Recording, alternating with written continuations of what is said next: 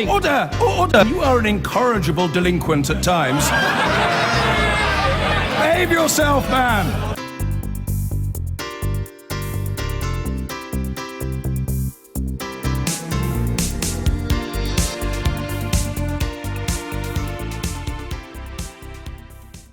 General John Allen speaking to me earlier.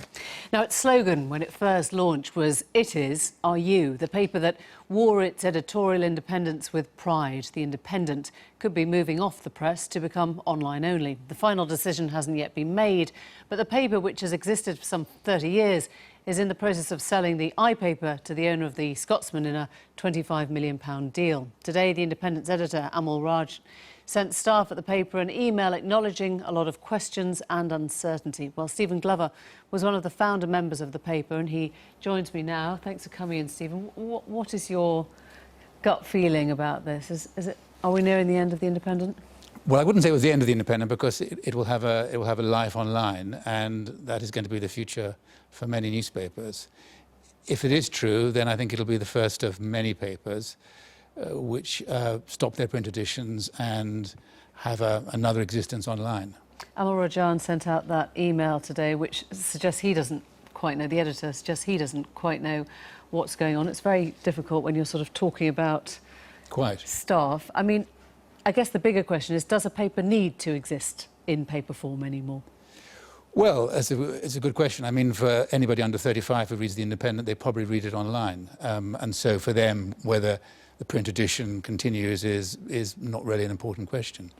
For people who like reading newspapers, as I do, it does matter, yeah.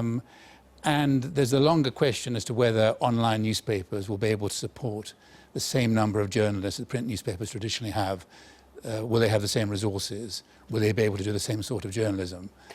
We've got some pictures. I think we can bring up some shots in the early days of you and colleagues starting this off. Did you have an impression in your head, if you like, of its lifespan? Did you think that it would still be going today? Well, many people thought would be out of business in about 6 months. That was the common Fleet Street view.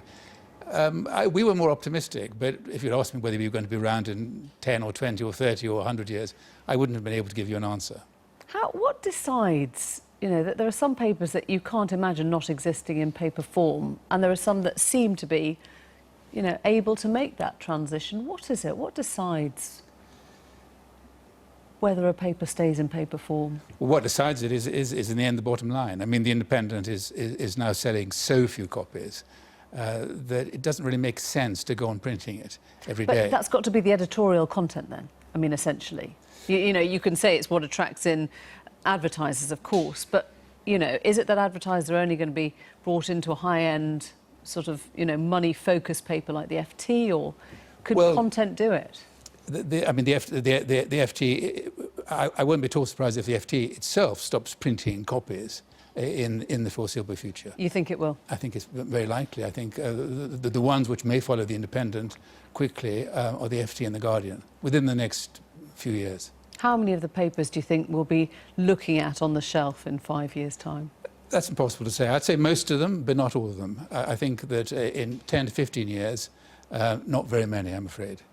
Do you recognise the same paper today as the one that you launched? Yes, I think it's... Do you read it? Do you buy it? I do look at it. It's been on very depleted resources compared to what it had when we launched it, but it's still it's a feisty little paper. It still has high standards, and I think it's been very well edited. I mean, its reach, you know, on social media, on Twitter, on the sites, is probably a totally different audience, but it's very, very visible online, isn't it? It's very visible online. In fact, I think The Independent is something like the 7th or 8th most read newspaper website in the world. So, I mean, they're already there, and I think what they will do if they close the paper is to put more resources into the online version. And it's interesting, I mean, you're sort of divided between saying closing and not quite saying closing. I wonder, from an emotional perspective, do you think this is the sort of, you know, your baby has gone now? It's grown up certainly and transformed into something we couldn't have conceived of 30 years ago. But I think it'll still be there. Yes, I hope in some way the dream lives on.